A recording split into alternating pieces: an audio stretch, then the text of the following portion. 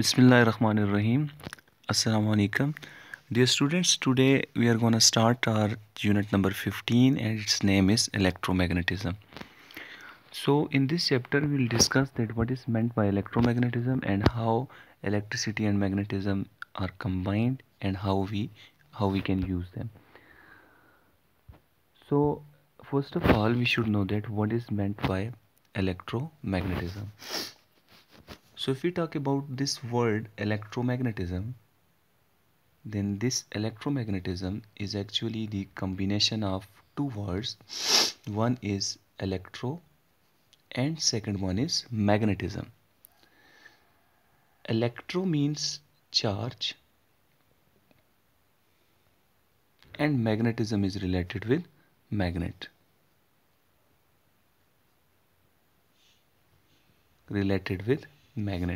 So electro word is actually related with charge and magnetism is taken from magnet. Now what is meant by charge and magnet? As in our last two chapters we have studied about electrostatics and current electricity. So electrostatics, we may say that electro means electricity, and we have studied two chapters about it. One is electrostatics और second जो chapter था that was current electricity.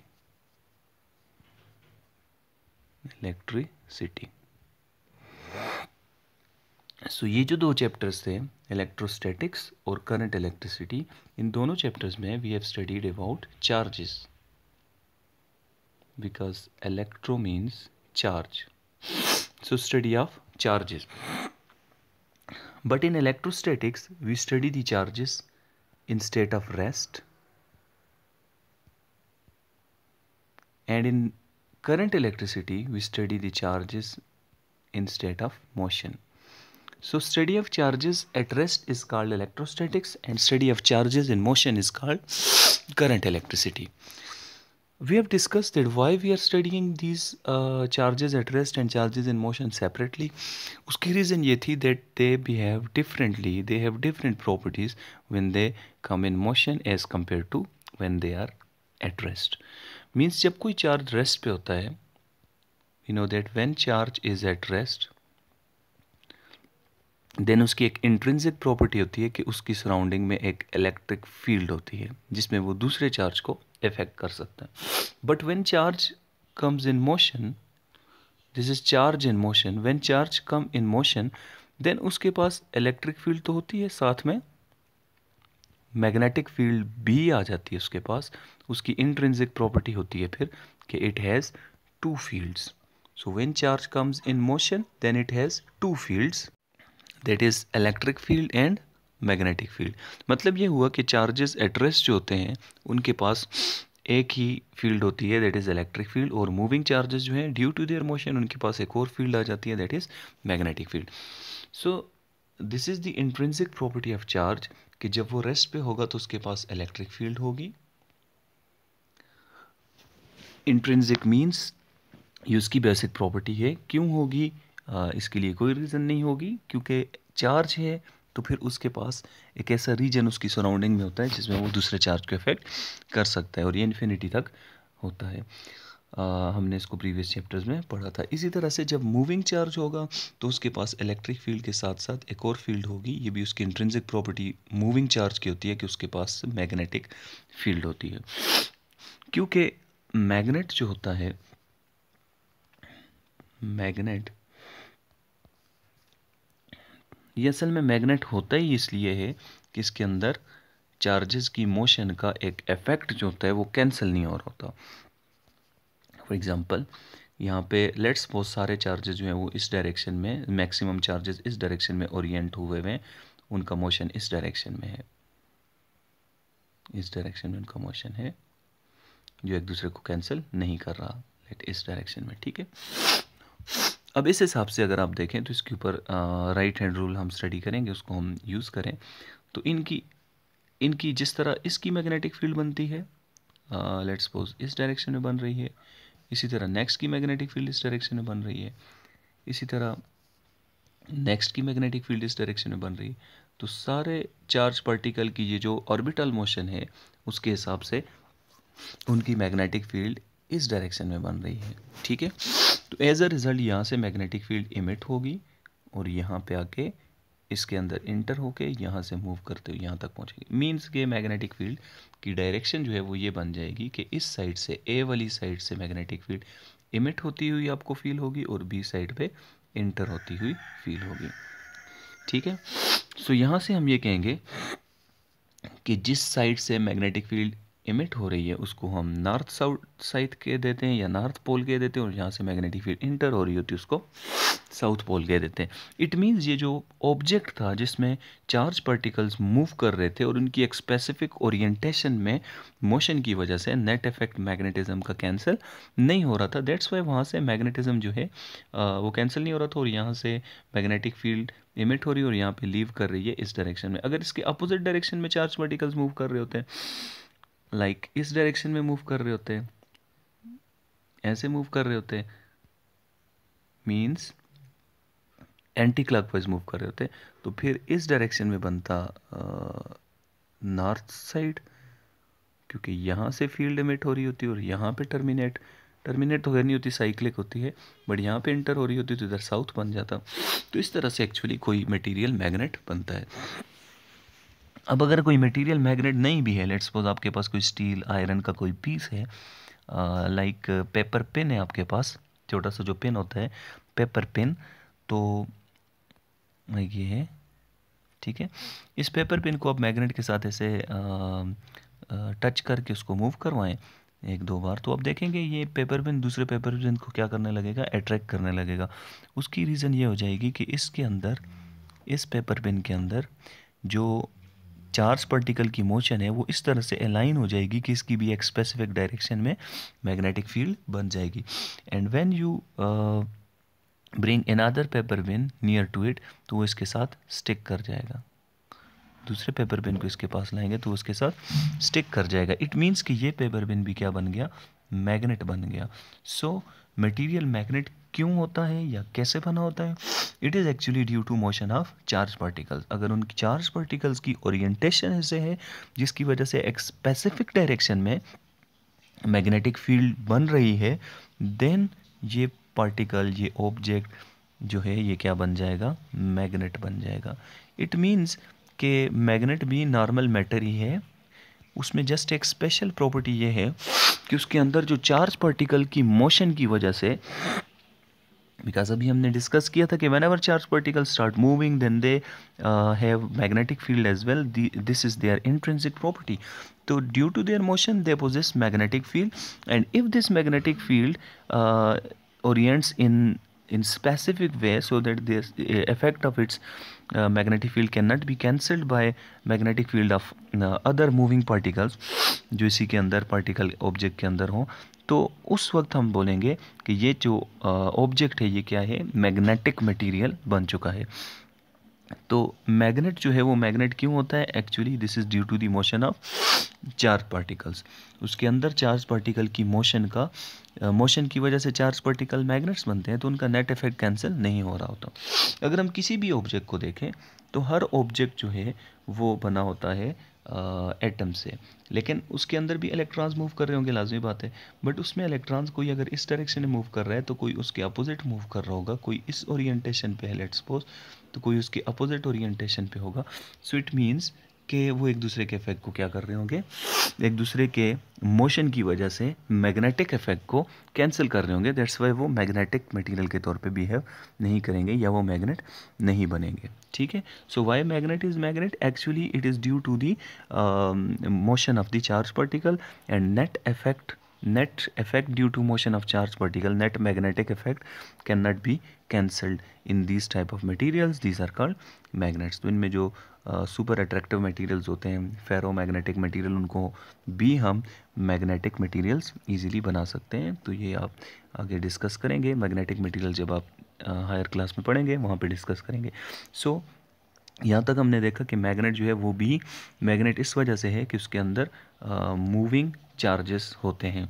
So if charges are at rest, अगर charges rest पे हों, charges अगर rest पे हों तो उनके पास जस्ट इलेक्ट्रिक फील्ड होगी। अगर चार्जेस मोशन में हो तो इलेक्ट्रिक फील्ड तो है लेकिन साथ मैग्नेटिक फील्ड भी हो जाएगी उनके पास, ठीक है। सो यहाँ से हमने ये देखा कि मैग्नेटिक फील्ड की रीज़न क्या है, what is the cause of magnetic field. तो हमने कहा काज ऑफ मैग्नेटिक फील्ड जो है वो मूविंग चार्जेस है। So we can say that cause of magnetism, what is the cause of magnetism? Cause of magnetism is motion of charges. So when charges start moving they behave like magnet. So due to motion of charges magnetism की property material के पास आ जाती है। अगर हम देखें कि charge जो था, तो हमने कहा था कि चार्ज जो है ये इलेक्ट्रोस्टैटिक्स में भी हमने डिस्कस किया था कि चार्ज डिस्कवर हुआ था around about 500 to 600 BCs। So charge discover हुआ था थेल्स ऑफ मैलिटस, जो भी बंदे का नाम था, ग्रीक था। सो उन्होंने चार्ज को around about 600 BCs means BCs में चार्ज डिस्कवर हो चुका था, before birth of Holi Christ. इसी तरह से BCs में मैग्नेट भी डिस्कवर हो चुका था। चार्ज जिस तरह से BCs में डिस्कवर हुआ, मैग्नेट भी अराउंड अबाउट 300-400 BCs में डिस्कवर हो चुका था। बट इतना पहले से डिस्कवर होने के बावजूद इनके बीच में कोई रिलेशन नहीं मिल रहा था। जैसे कि अभी मैंने आपको बता दिया that magnet is magnet actually due to the motion of charge particles. The net effect due to motion of charge particle is not cancelled in the material and this is called magnet. लेकिन यहाँ पे अगर हम देखें 600 BC या BCs में discover होने वाले चार्ज और मैग्नेट को साइंटिस्ट लोग सारे सेपरेट मान रहे थे, दो सेपरेट चीज़ें हैं। सो इलेक्ट्रिसिटी एंड मैग्नेटिज्म जो थे, इलेक्ट्रिसिटी एंड मैग्नेटिज्म, इनको साइंटिस्ट क्या कहते थे, these are separate phenomena. Electricity and second one magnetism, इनको साइंटिस्ट सेपरेट फिनोमेना मान रहे थे। बट इन 1820 मीन्स के round about more than 2000 years बाद जाके ये पता चला कि इलेक्ट्रिसिटी और मैग्नेटिज्म के बीच में कुछ रिलेशन है। So what is the relation between electricity and magnetism? इस बात को इस फिनोमेना को डिस्कवर किया, इस फिनोमेनन को ओरिस्टेड ने। सो इन 1820 एक साइंटिस्ट थे जिनका नाम था ओरिस्टेड। Oersted noted that whenever charge moves, whenever he switch on the current in the wire, then the compass needle which was placed near the wire deflects. Compass needle which was placed near the wire, it deflects. The deflection of compass needle means that there is magnetic field. Deflection of compass needle, compass की needle की जो deflection है उससे ये पता चलता है कि यहाँ पे मैग्नेटिक फील्ड है। But when he switched off the current, जब यहाँ पे करंट पास नहीं करता वायर में, देन डिफ्लेक्शन नहीं होती, then compass needle original position पे चली जाती है वापस। जब करंट स्टार्ट होता है कंपस नीडल फिर से डिफ्लेक्शन शो कर देती है। इट मीन्स इस वायर में करंट पास होने की वजह से इसकी सराउंडिंग में मैग्नेटिक फील्ड आ जाती है। ठीक है, सिंपल इसका ये मतलब बना। अब करंट के पास होने का मतलब क्या हुआ? करंट के पास होने का मतलब ये हुआ, करंट का मतलब ये हुआ, what is meant by current? The motion of charges through any cross-sectional area in unit time. How much charge passes through any cross-sectional area in unit time? This is the current. Current को हमने define किया था I is equal to Q by T means K NQV into D, VD into A. So I is equal to Q by T. सो यहाँ से हमें ये पता चलता है कि चार्ज करंट के पास होने का मतलब है चार्जेस का मूव करना। सो इट मीन्स कि जब चार्जेस मूव करते थे, जब चार्ज मोशन में आता था तो उसकी सराउंडिंग में मैग्नेटिक फील्ड आ जाती थी। तो यहाँ से हमें ये पता चलता है 1820 में ये बात डिस्कवर हुई थी कि चार्ज पार्टिकल जब मूव करता है तो उसकी सराउंडिंग में मैग्नेटिक फील्ड आती है। मींस इलेक्ट्रिसिटी का मैग्नेटिज्म वाला इफेक्ट जो है, इलेक्ट्रिसिटी का मैग्नेटिज्म वाला जो इफेक्ट है, ये इलेक्ट्रिक करंट का मैग्नेट वाला जो इफेक्ट है, ये 1820 में ओरिस्टेड ने डिस्कवर किया। फिर इसके रिवर्स को डिस्कवर करने की स्टडी करने की कोशिश की गई। तो 1831 में माइकल फैराडे ने ये डिस्कवर किया कि इसका रिवर्स भी पॉसिबल है, जो कि हम नेक्स्ट चैप्टर में इलेक्ट्रोमैग्नेटिज्म के चैप्टर में पढ़ा करते हैं। एफएससी में जब आप जाएंगे वहाँ पे पढ़ेंगे। अदरवाइज यहाँ पे हमारा इसी चैप्टर के अंदर एक पोर्शन आएगा इलेक्ट्रोमैग्नेटिक इंडक्शन। सो इन 1831 में माइकल फैराडे ने ये डिस्कवर किया कि जब किसी क्लोज लूप में से मैग्नेटिक फील्ड आप चेंज करते हैं, मैग्नेटिक फ्लक्स चेंज करते हैं, तो उसके अंदर ईएमएफ और क्लोज हुआ तो फिर करंट भी आ जाएगा। मींस के मैग्नेटिक फील्ड को चेंज करने से इलेक्ट्रिक फील्ड जनरेट होती है। ये डिस्कवर किया माइकल फैराडे ने। चेंजिंग मैग्नेटिक फील्ड, बी से डिनोट करते हैं मैग्नेटिक फील्ड को, इंड्यूसेस चेंजिंग इलेक्ट्रिक फील्ड। ये उन्होंने ये बात डिस्कवर की।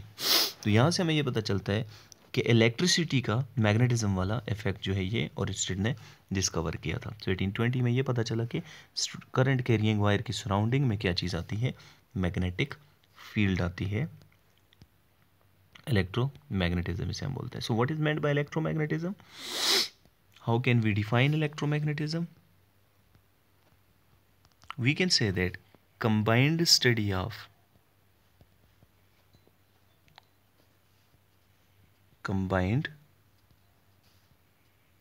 study of electric field and magnetic field. In short, I am writing magnetic field as B and electric field as E. Combined study of electric field and magnetic field is called electromagnetism. Means in electromagnetism we study electric field and magnetic field in a combined way. क्यों combinedly study करते हैं? Because there is a relation between electric and magnetic field. So what is this relation? Changing electric field produces changing magnetic field and changing magnetic field produces changing electric field. So this is the relation between electric field and magnetic field. That's why we study combined electric and magnetic field. We can say combinedly as changing electric field induces or produces changing magnetic field and changing magnetic field in turn induces changing electric field. मैंने double arrow से डाल दिया. So it means changing one field produces another field. Changing another field. इस chapter में हम इसको discuss करेंगे. So combined study of electric field and magnetic field, this is called electromagnetism. So charge particle अगर move कर रहा है, that ये कोई चार्ज पार्टिकल है, ये रेस्ट पे है, तो मैग्नेट के पास इसको रख दें, मैग्नेट भी रेस्ट पे है, तो इसके ऊपर कोई फोर्स नहीं अप्लाई होगी, क्योंकि ये मैग्नेट तो नहीं है, ये तो चार्ज है. But when charge particle start moving, अगर इसको आप मोशन में ले आएँ और मैग्नेट के पास से मूव करवाएं, तो इस चार्ज पार्टिकल के ऊपर फोर्स लगेगी. It means moving charge behave as a magnet. So we can say that moving charge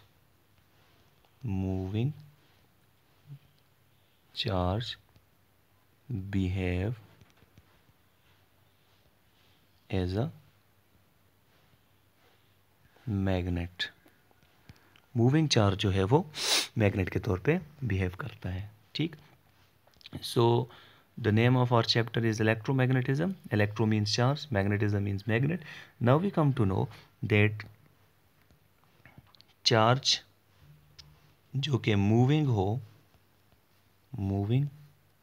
charge is actually magnet. Moving charge क्या होता है? मैग्नेट होता है. इसलिए चार्ज का मैग्नेट के साथ ये रिलेशन बनता है कि when charge comes in motion then it behave like the magnet. So in this chapter we'll discuss the combined effect due to electricity and magnetism. Okay, so if we have charge at rest, then it has only one field, that is electric field. In addition to gravitational field, क्योंकि charge है तो कोई mess भी होगा, without mess तो charge नहीं होता है, ग्रेविटेशनल फील्ड तो होगी होगी। बट अगर चार्ज रेस्ट पे तो उसके पास क्या चीज़ होगी, इलेक्ट्रिक फील्ड होगी। और अगर चार्ज मूविंग है then it possess also magnetic field. So moving charge has two fields, electric field and magnetic field, or charge at rest possess only electric field. ठीक है, so इस चैप्टर में हमने यही चीज़ें कुछ डिस्कस करनी है। Okay, you have to revise this topic, इसका इंट्रोडक्शन को रिवाइज कर लें। In our next lecture we will discuss the magnetic effect due to straight current carrying wire. और उसी में हम चैप्टर के इंट्रोडक्टरी जो कुछ टॉपिक्स और भी हैं उनको थोड़ा सा साथ में एक्सप्लेन कर देंगे। ठीक है, thank you, okay, good bye. और एट दी एंड आपको असाइनमेंट का भी बता दूं, असाइनमेंट के लिए आपने ये करना है कि ये जो टॉपिक आपने स्टडी किया है इसी को साथ में स्टडी करने के बाद आपने जो पॉइंट्स, इसके मेन पॉइंट्स नोट किए हैं, तो उन मेन पॉइंट्स को आपने नोटबुक के ऊपर लिख के उस पेज की या उन पेजेस की पिक्चर्स निकाल के उनको आपने सबमिट कर देना है असाइनमेंट वाले पोर्शन में। लेक्चर वाले पोर्शन में नहीं सबमिट होगी, सेपरेटली असाइनमेंट का पोर्शन जो आपको असाइनमेंट असाइन होगी जहाँ पे, वहाँ पे आपने इसी की असाइनमेंट सबमिट कर देनी है। ठीक है, सो अगर आपने इनके नोट्स नहीं बनाए तो एक बार फिर से लेक्चर को देखें और उसमें स्क्रीनशॉट लेके या उसको पॉज करके वहाँ पे आप साथ साथ जो मैं बोल रहा हूँ या जो लिख रहा हूँ उसको आपने नोट कर लेना है। तो यही चीज़ें आप नोट करके सबमिट कर देंगे, यही आपकी असाइनमेंट होगी। Okay, thank you.